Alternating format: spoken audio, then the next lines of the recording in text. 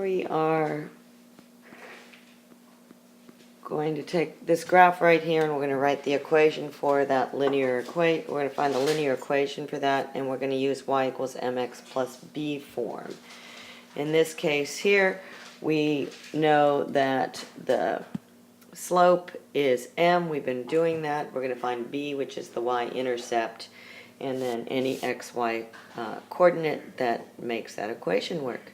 So let's go ahead and take a look at our slope. We know our slope is equal to the change in y over the change in x, and we said that that's y2 minus y1 over x2 minus x1. And if we go ahead and do this one, we'll see that we'll just take a couple of points here. So I'll take this point right here, and the coordinate of that point is negative, let's see, that gives me -2, comma, -2. Is that right? No, it's not. That's -1. Sorry. Let's go ahead and make that -1, -2, and we're going to call that x1, comma, y1. And then we'll go ahead and take this point up here, and we're going to call that, the coordinates of that point are 2, that's 2, comma, 1, and we're going to call that x2, comma, y2. And now we're just going to plug them in. So I have x2 here, y2 here, and the value of that is 1.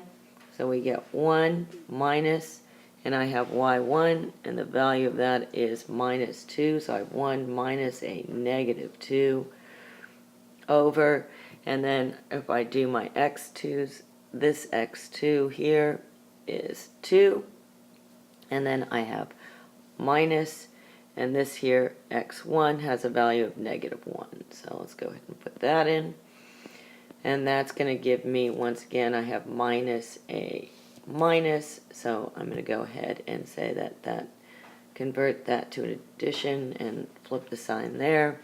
So I have 1 plus 2 in effect, which is 3, over, same thing here.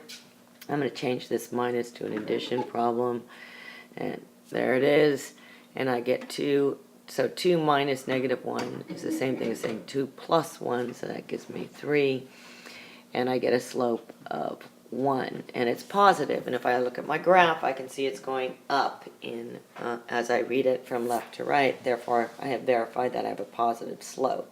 But I didn't want to throw it into the equation. This one was simple. I could have found my change in y simply by counting here.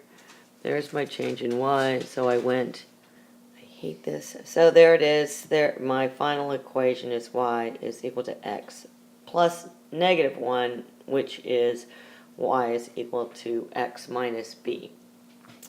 And if I go backwards with this one, I can see that my, my slope is in fact 1. If I was to go from this point here to this point here, right, I'd count up 2 and over 2. So 2 over 2 gives me my slope of 1. And the coordinates of that point right there are 0, -1. Therefore, my y-intercept is -1. And that's it, guys. I'm done. I don't know what happened. This one went a little cockamamie on me. I'll see you guys tomorrow. Bye. All right, I'm going to start A28. Check your skills. Page 239 in the green book. I'm going to do number 5. And all I'm going to do here is evaluate this expression 8 minus 5n for n is equal to 3. So the first thing I have to do is make the substitution for n, and I'm going to put in a 3. So I get 8 minus 5 times 3. Order of operations, say I'm going to do my multiplication and division before I do any addition and subtraction. I don't have any parentheses. I don't have any exponents. Don't have to worry about that. So I have 8 minus 15. And once again, I see that, and I know my answer has to be negative. So this is the same thing as saying 8 plus a negative 15. And when I do that, I get a final answer of -7. And I'm happy with that. That problem's done, and I'm ready to move on to the next one.